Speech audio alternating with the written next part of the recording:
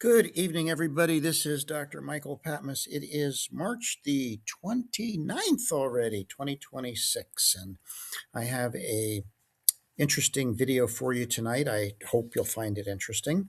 In the text below, I attached a link to a YouTube podcast conducted by attorney Aaron Siri, where he interviewed Dr. Robert Malone and Dr. Retzef Levy after the recent federal court ruling that put a stay on everything the CDC ACIP has done with respect to recommendations for vaccination, and also found that the ACIP was configured illegally, that the process by which the people were appointed to the ACIP and the former members fired was violating the law on how advisory committees are supposed to be impaneled and appointed, so forth.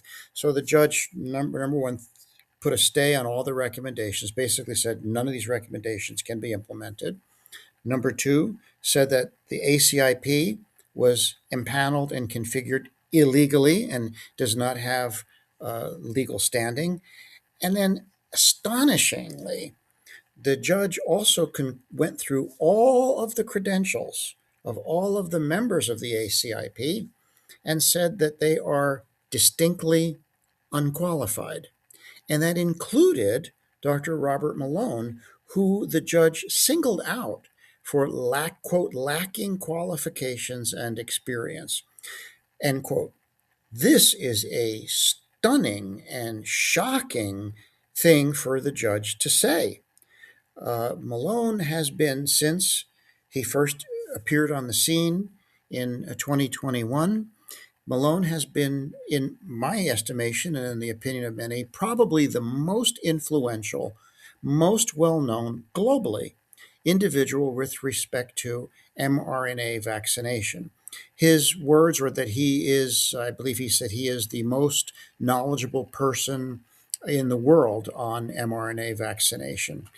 He, as you know, on his CV and in innumerable places in the media, has claimed that he invented DNA vaccination and RNA vaccination, that this vaccine was his invention, and that he was robbed of it, that he was, quote, written out of the history books, as he phrased it. He's been very critical of Dr. Carrico and Weissman from the University of Pennsylvania, who received the Nobel Prize for the mRNA vaccination. So, given that, and then he has made many claims on his CV of all kinds of accomplishments and vaccine developments and appointments and huge accomplishments on his CV. And so for the judge to find that he lacks qualifications and experience really was unsettling, astonishing, and uh, really upsetting to Dr. Malone. And he expressed that in this interview. This interview was very interesting. It was a 2 hour and 20-minute interview. There was so much misinformation presented, but I'll just single out a few of the severe, factually incorrect statements made by Aaron Siri and by Robert Malone. First of all, I think the most glaring one is the fact that they both claim that the lawsuit brought by the American Academy of Pediatrics, the American Board of Internal Medicine, the Infectious Disease Society of America, and the American Society for Epidemiology, all of these organizations were just a front. They were just a convenient face to put on the lawsuit, that the lawsuit actually was being driven by big pharma, by the pharmaceutical industry. Malone even said that he has it on good word from some expert that he knows that was the case, that actually the plaintiffs were just sort of nominal plaintiffs. They weren't actually the real plaintiffs. The real plaintiff was the pharmaceutical industry, and that it's all about protecting their profits. Aaron Siri opined, and Malone agreed, that the American Academy of Pediatrics exists primarily to defend and protect the pecuniary, monetary, financial interests of its pediatrician members. that is really a misstatement. It's false. I have put down below exactly what the mission is of the American Academy of Pediatrics. It has nothing to do with, it's not a trade organization. It doesn't represent pediatrician financial interests. The American Academy of Pediatrics exists to promote the health of children. Just like the American College of Physicians exists to promote the health of adults through internal medicine, and the Infectious Disease Society of America exists to promote uh, proper diagnosis and treatment of infectious diseases, and the Society for Epidemiology does its noble work as well. There is no evidence to support the allegation that the American Academy of Pediatrics exists primarily to benefit its members financially. That's wrong. That's confused. That is a misstatement. I think Mr. Siri needs to review the American Academy of Pediatrics charter to understand exactly why it exists. But it is not an organization such as he described, and as Dr. Malone also corroborated that it exists for the financial benefit of the pediatricians.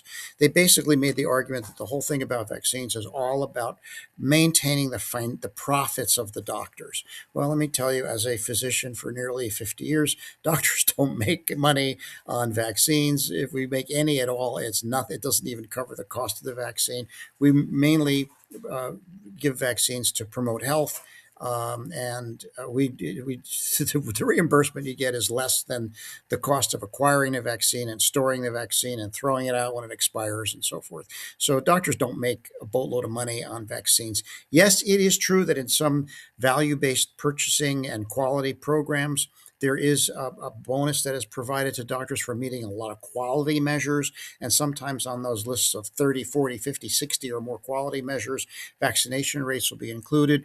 But it doesn't represent any significant sum of money for doctors. We don't vaccinate for profit. And the fact that they keep saying this is really irritating. And I want to come to the defense of the American Academy of Pediatrics, the American College of Physicians, and so that the public understands that doctors are not profiting off of vaccines. These people are perpetuating a myth.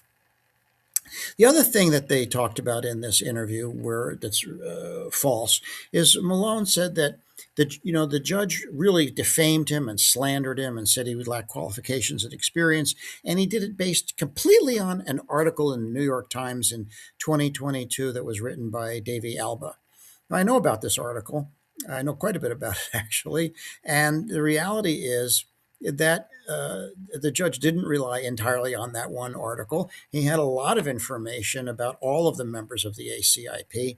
And he did reference this particular article by the New York Times, which is a very well written, well done, excellent article on Dr. Robert Malone, and it exposed him for making a lot of unsubstantiated claims. He sued the New York Times for defamation, but the suit went nowhere, and I think it was thrown out of court. He said falsely that Davy Alba did a hit piece on him and she got caught and was fired. That is false. Davy Alba was not fired by the New York Times.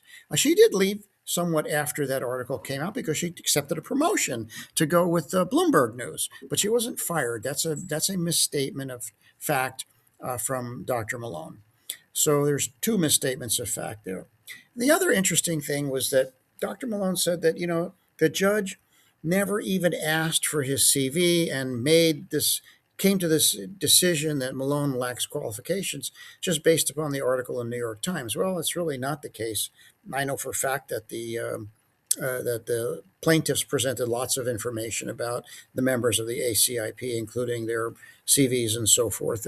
Malone's CV is publicly available. He has plastered it everywhere.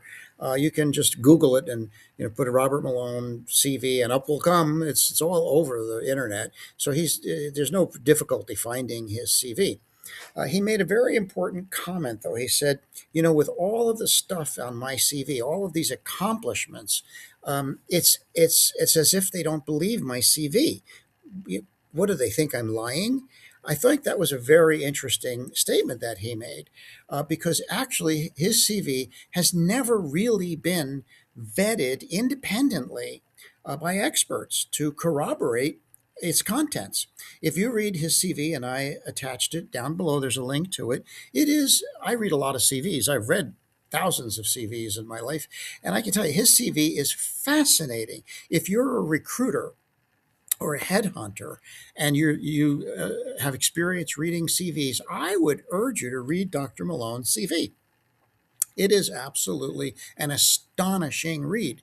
It contains a dizzying array. I mean, a almost mind-boggling array of incredible accomplishments, and unfortunately, a lot of them can't be corroborated. If you go to Google and you go to, do research, trying to find independent substantiation and corroboration of many of these claims on the CV, I can't find them. Maybe somebody else can. I'm not saying they're not true. I'm just saying I can't independently corroborate some of these claims on this CV. And I think it's time that independent fact checkers actually do vet the CV line by line, claim by claim. Um, and I'll give you a perfect example of some claims on the CV that are unusual. Dr. Malone, as we know from his CV, did 1 year of pathology internship. He did not do a 4 or 5 year pathology residency. He's not board eligible. He's not board certified. He's not a pathologist. He did 1 year of internship. That 1 year was followed by a 1 year Giannini a fellowship or award, research award, where he was given money to do research to support him in 1 year of research, which he did after his internship.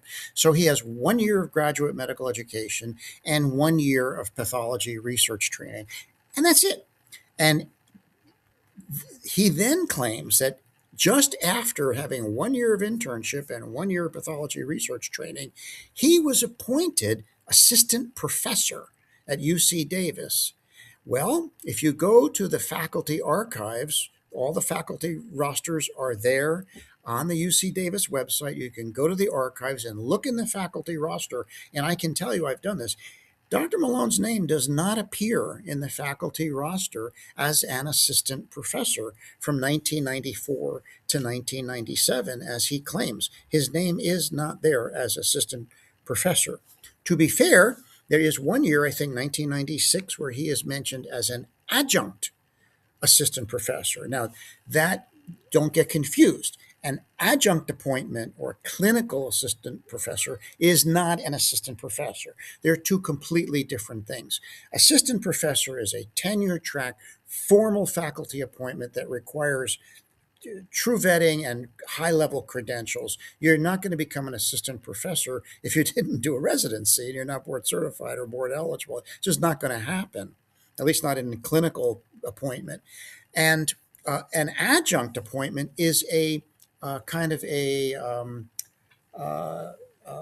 uh, it's a kind of an ornament. It's an ornamental piece of paper. I have several of them myself. I know they don't carry any weight. It's an award that's given to doctors who volunteer or who spend time teaching students or hosting medical students in their practices. You don't get paid for this. So what the medical schools will do is give you an adjunct appointment, a clinical assistant professor appointment. It's suitable for framing and it looks nice. And to the public, it may seem like it's a faculty appointment. And sometimes doctors will say, I was a professor, when actually they were an adjunct. So let's not confuse those two.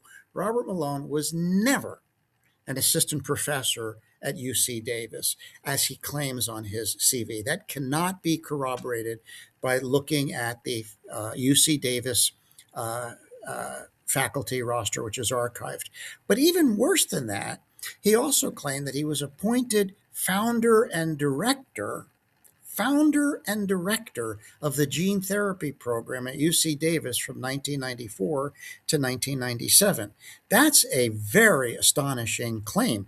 Founder and director of an entire program at a major academic medical center after 1 year of internship, 1 year of research. That's it? No residency, no board certification, board eligibility, no years of work, working your way up, 1 year of internship, and next thing you know, you're the founder and director of a gene therapy program, a major molecular biology program at a major academic medical center after 1 year of internship. That just doesn't square with reality. That would be really unheard of. Well, if you try to corroborate that, there's no evidence that UC Davis had a gene therapy program in 1994 through 1997. There's no mention of it anywhere in the UC Davis website or their archives. There's no mention of it anywhere in the local media in California and the Sacramento Bee, all the papers in that area. There's no historical record of there being a gene therapy program at UC Davis from 94 to 97. I cannot find evidence of it. So I reached out to the director of the gene therapy program, Dr. Jan Nolta, a couple of years ago, and she told me she has never heard of Dr. Malone, and she is the founder and director of the program. The gene therapy program at UC Davis was founded by Dr. Nolta in 2020. It was based upon a program that was kind of a rudimentary program that was started in 2008. But to her knowledge, best of her knowledge, there was no gene therapy program, formal gene therapy program at UC Davis from 94 to 97. I cannot find any evidence to corroborate that claim on the CV. Now, I don't know. Maybe there was something going. He was obviously doing some research there at that time, and maybe this was an informal program. But if you look at the CV, it's very clear: assistant professor, founder, and director. And neither of those appointments can be independently corroborated that I can find. If someone is able to confirm those, I would be really welcome that. So I think that Dr. Malone's comments about his CV and Mr. Siri's interview are really interesting. And the fact is that his CV has got a lot of stuff in it that's hard to corroborate, hard to substantiate. All kinds of claims made that he was the tip of the spear with the Zika virus vaccine and the Ebola virus. And if you go to the medical literature, you can't find evidence to support it. So something is not right here. And the public needs to know the truth. The public needs to know, because Dr. Malone has been extremely influential. He has shaped public opinion around the world. He has influenced millions of people against vaccination, against mRNA vaccination.